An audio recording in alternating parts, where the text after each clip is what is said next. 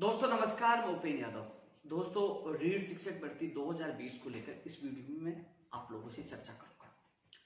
सबसे पहले तो मैं आप लोगों को बताना चाहूंगा दोस्तों, जो रीढ़ 2020 की जो तैयारी कर रहे हैं, हालांकि एग्जाम 2021 में होगी, लेकिन जब विज्ञप्ति जिस वर्ष में जारी की जाती है तो वो भर्ती 2000 उसी वर्ष की कहलाती है, इसलिए 2020 का हम जिक्र कर रहे हैं। मैं सभी साथियों से कहना चाहूंगा कि ट्विटर पर, फेसबुक पर और यूट्यूब पर काफी लोग आप लोगों को भ्रमित करते हैं।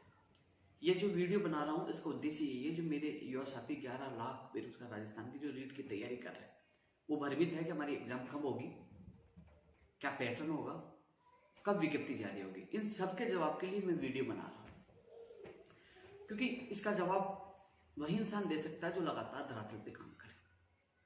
को लोग ट्रोल करते हैं, मजाक बनाते हैं, उनकी फर्जी आइडिया है, वो केवल आपको भ्रमित कर रहे हैं।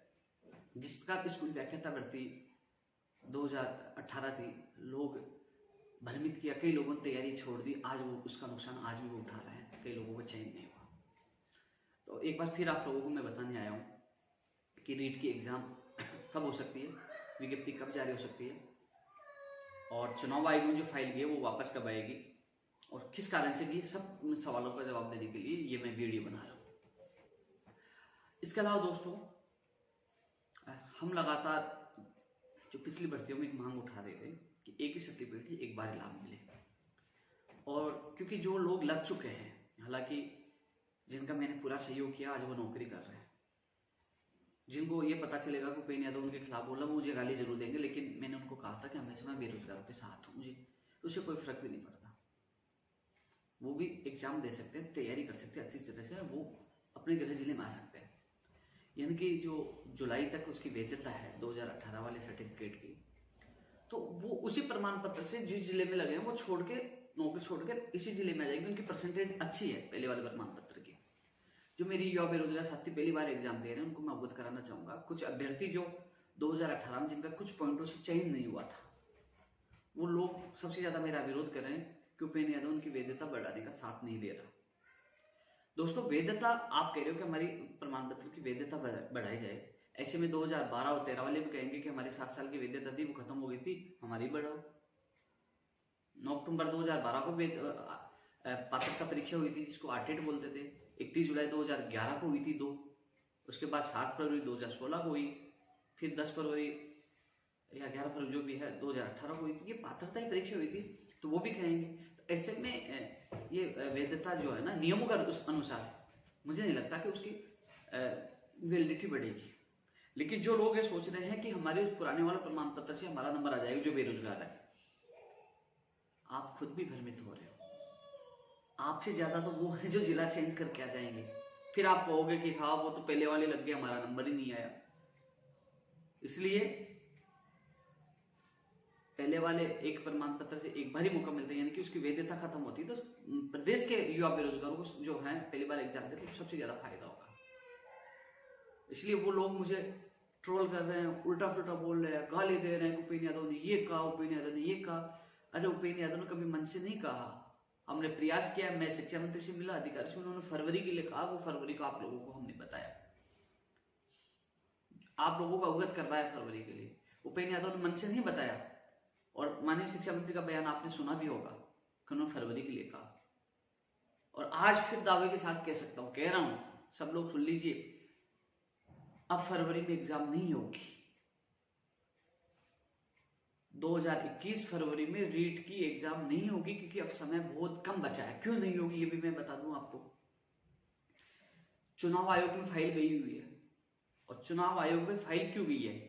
टीएसपी के व्यक्तियों को, आपने देखा होगा विवाद हुआ था, जो एक्स सर्विसमैन है और भी कैटेगरी है, उनको छूट दी गई है। पहले जो रीट हुई थी उसमें 60% लाना हर कैटेगरी के लिए अनिवार्य था, सबके लिए 60% था।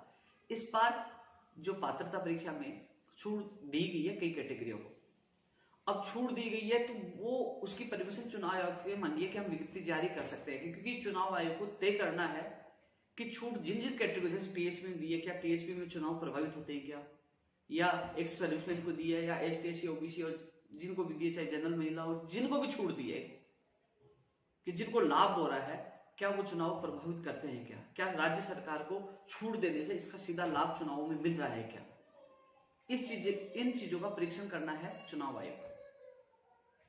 जब फाइल पहली बार गई थी तो शिक्षा विभाग से जवाब मांगा था, कुछ क्वेरीज उनकी थी, जानकारी मांगी थी। यही जानकारी उनसे मांग रहे थे कि आपने छूट दी, कितनी दी, किस आधार पर, सारी चीजें उनसे जानकारी मांग रहे। लेकिन उस समय जो प्लानिंग थे, डीएस है, शिक्षा विभाग, वो कोरोना पॉजिटिव जवाब नहीं दे पाए, फाइल वहां तक जाके रुक गई। लेकिन अब दोबारा मुख्यमंत्री जी ने, जैसे 23 तारीख को मेरी मुलाकात हुई तो मुख्यमंत्री जी ने शिक्षा मंत्री जी को बोला, अधिकारी बोला, उसको दूसरे दिन फाइल चुनाव आयोग में चली गई।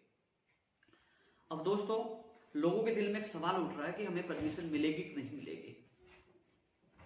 मेरा काम है आप लोगों को अवगत कराना, आपको सचेत करना, आप भ्रमित न रहे, कम से कम आप तैयारी तो कर सके।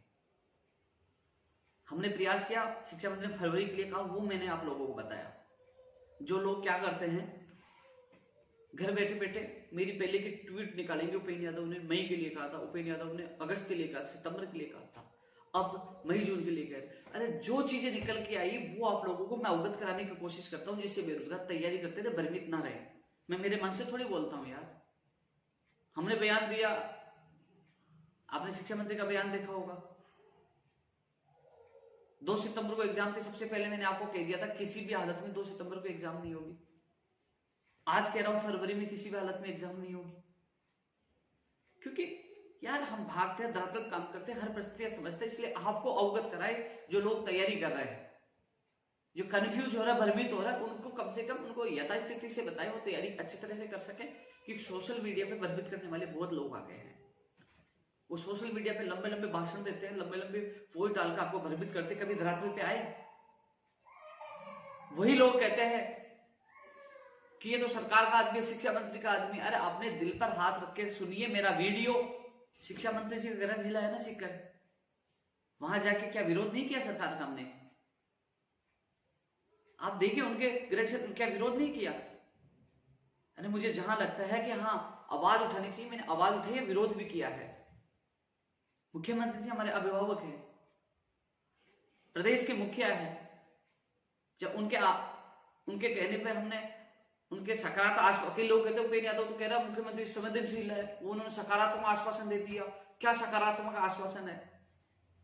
तो इन दोनों चीजों का जवाब यही है। संवेदनशील इसलिए उस समय बताया गया था जब एलडीसी भर्ती 2018 के अभ्यर्थियों को ज्वाइनिंग दी, मुख्यमंत्री जी के प्रयासों से ज्वाइनिंग हुई।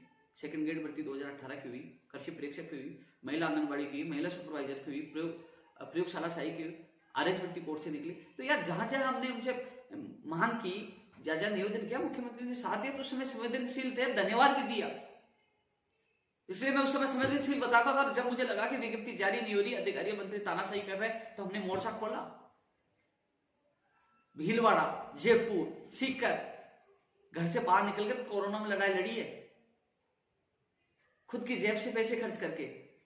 किसी से नहीं कहा कि साहब हमें सीकर में पैसे चाहिए, गार्डन के लिए चाहिए, गाड़ी किराए के लिए चाहिए, कि अब डीजल के लिए चाहिए, क्या चाहिए, किसी चीज के लिए। फिर भी आप समझने की कोशिश करें, ऐसे भ्रमित करने वाले लोगों से आप बच कर रहे। ये केवल आपको भ्रमित करते हैं। इनमें दम है तो लाओ, जयपुर आओ या कहीं और भीड़ इकट्ठा करके बताएं, 2 धरना प्रदर्शन करो। मैं तो पिछले वीडियो में चैलेंज दिया था। ये केवल आपको भ्रमित करते, कुछ नहीं कर सकते हैं। ऐसे लोगों से आप बच कर रहे। और जो मेरी पुरानी पोस्ट डालकर या दिखाना है, वो जो चीजें सरकार से निकल के आती है, वो उन चीजों से मैं आपको अवगत कराता रहता हूं। और बोले मुख्यमंत्री जी से मुलाकात कर ली तो क्या हुआ? अरे मुख्यमंत्री से मुलाकात की, दूसरे दिन ही फाइल चली गई। उन्होंने कोशिश तो की ना। अब चुनाव आयोग स्वतंत्र है, चुनाव आयोग स्वतंत्र है। चुनाव आयोग चाहे तो परमिशन देगा, चाहे तो नहीं देगा, उसमें सरकार का कोई रोल नहीं है, ना आपका ना मेरा रोल है। वो चुनाव आयोग के ऊपर है। चुनाव आयोग को तय करना है कि विज्ञप्ति जारी होने से जिन वर्ग विशेष को छूट दी गई है, क्या उनको लाभ पहुंचता है? तो वो नहीं देगा, और लाभ नहीं पहुंचता तो नहीं देगा। अब चुनाव आयोग को तय करना है। और आज संभावना है कि रीट 2020 की विज्ञप्ति को लेकर आज चुनाव आयोग फाइनल फैसला कर सकता है, शिक्षा विभाग को जवाब दे सकता है। आज की पूरी संभावना है। और जो मेरा व्यक्तिगत मानना है, टीएसपी को छूट दी तो टीएसपी क्षेत्र प्रभावित होता है, यदि कि राज्य सरकार को लाभ पहुंचता है। कुल मिलाकर छूट दी गई है तो उससे लाभ तो पूछता है आपसे। चुनाव आयोग को क्या करना है वो आज पता चल जाएगा। लेकिन चुनाव आयोग परमिशन देता है तो बहुत अच्छी बात है, जो 11 लाख बेरोजगारों का इंतजार खत्म होगा। यदि लाभ को देखते हुए चुनाव आयोग साफ मना कर देता है तो कम से कम हम सबको मिलकर सरकार से ये मांग करनी होगी कि चलो 13-14 तक चुनाव है, यानी 11 तक चुनाव, उसके बाद परिणाम आना है दिसंबर में, विज्ञप्ति 15 तारीख के बाद जारी हो जाए। मान लीजिए, ये उदाहरण दे रहा हूं, अनुमति मिल जाए, कोशिश हमारी अनुमति मिले, आज खुशखबरी मिले, अनुमति मिले। यदि नहीं मिलती है तो नेगेटिव भी सोचो, नहीं मिलती है तो 15 के बाद विज्ञप्ति जारी हो जाए, ठीक है। और 15 जनवरी तक आवेदन प्रक्रिया ले लीजिए, 1 महीने तक आवेदन प्रक्रिया ले ली जाए और परीक्षा तिथि जारी कर दी जाए कि इतनी इस महीने में इस तारीख को परीक्षा होगी। ये पैटर्न है, हालांकि 90-10 होगा जो हमसे सरकार ने वादा किया था, लेकिन फिर भी लोगों को कंफ्यूजन, जब तक आदेश नहीं हो जाए, जब तक कंफ्यूजन स्थिति है, तो वो पैटर्न बता दे, इतने पद फर्स्ट लेवल के हैं, इतने सेकंड लेवल के हैं, इस विषय के ये पद है, विशेष शिक्षक के ये पद है, सारी चीजें सरकार अवगत कराती है। ये मांग हम सबको करनी है। विज्ञप्ति जारी होगी तब जारी हो जाएगी, लेकिन सबसे बड़ा सवाल है कि परीक्षा किस महीने में होगी, किस तारीख को होगी। तो कम से कम हम ये मांग कर रहे हैं कि चुनाव आयोग परमिशन देता रहेगा, वो चुनाव आयोग और शिक्षा विभाग के ऊपर कम से कम माननीय शिक्षा मंत्री को, मुख्यमंत्री जी को और सरकार को यह घोषणा करनी चाहिए कि विज्ञप्ति इतनी तारीख को जारी होगी। यदि परमिशन नहीं देता है तो बोले 15, 14 या 13 जो भी हटेगी, तो बोले 15 तारीख को विज्ञप्ति जारी हो जाएगी और विज्ञप्ति जारी होते इतनी तारीख तक आवेदन प्रक्रिया होगी, इतनी तारीख को एग्जाम होगी। ये सिलेबस, ये पैटर्न है, सिलेबस तो पहले वाला इंस्टीट्यूट, ये पैटर्न है और इतने पद हैं।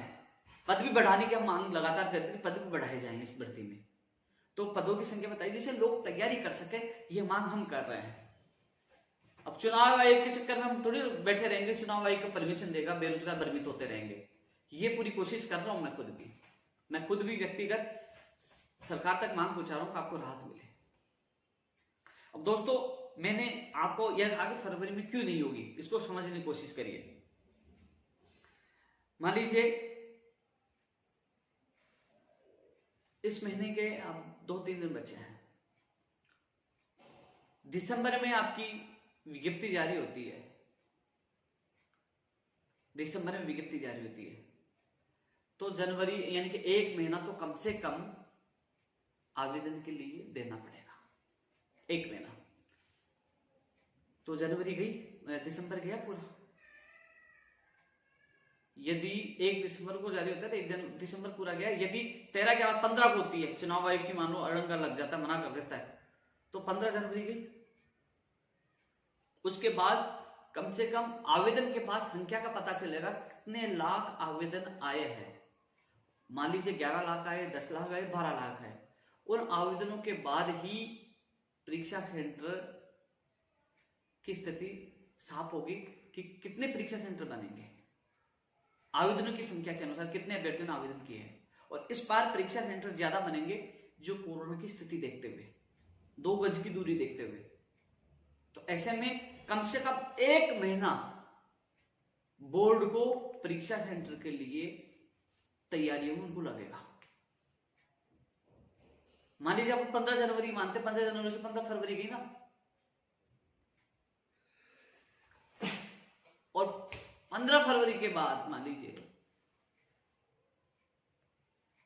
15 फरवरी के बाद फिर सेंटर के अलावा फिर पेपर और तैयारियां है, महीने भर और उनको तैयारियों में टाइम लगेगा। 15 मार्च हो गई, 15 मार्च हो गई, ये अनुमानित आपको मैं उदाहरण दे रहा हूं, तो फरवरी में किसी भी हालत में नहीं होगी। अब एग्जाम कब होगी? अभी हाल ही में मुख्य सचिव साहब की मीटिंग हुई थी, उसमें शिक्षा विभाग के तमाम अधिकारी मौजूद थे, तो उसमें चर्चा हुई कि मई में, जून में एग्जाम हो सकती है, जो मैंने आपको संभावना में बताई। लेकिन अब सवाल है कि मई में, जून में होगी या अप्रैल में होगी या मार्च में होगी। इस पे भी मैं आपको स्पष्ट कर दूं कि आज अखबार में जो खबर आई है कि माध्यमिक शिक्षा बोर्ड के जो आवेदन की जो है तारीख बढ़ाई गई है। पहले संभावना थी कि मार्च अप्रैल में उसकी एग्जाम हो सकती है, लेकिन जिस प्रकार अभी तक बोर्ड के अभ्यर्थियों का जो सिलेबस पूरा नहीं हुआ, मेरे कई विद्वान साथियों से मेरी बात हुई, वो लेकर भी सिलेबस नहीं हुआ, तो एग्जाम मई जून में हो सकती है, यानी कि मई जून में बोर्ड की एग्जाम हो सकती है। ऐसे में 15 मार्च से लेकर अप्रैल, यानी कि अप्रैल में एग्जाम होने की पूरी संभावना है। कई लोग अभी कहेंगे भूपेंद्र यादव ने पहले मई जून के लिए कहा और अब वापस यू टर्न हो गए, उन्होंने अप्रैल के लिए कह दिया या मार्च के लिए कह दिया। नहीं, यू टर्न नहीं हो रहा, परिस्थितियां बार बार चेंज हो रही है। पहले संभावना थी कि मार्च अप्रैल में माध्यमिक शिक्षा बोर्ड की एग्जाम होगी, अब संभावना बन रही है, जिस प्रकार आज तारीख बढ़ाई गई है, संभावना बन रही है कि मई जून में तो वो एग्जाम होंगे। ऐसे में जो अप्रैल का मार्च का अंतिम महीना, मार्च का जो 15 मार्च के बाद है, ये जो दो चीजें मिल रही है कि अप्रैल, पूरी अप्रैल मिल रही है।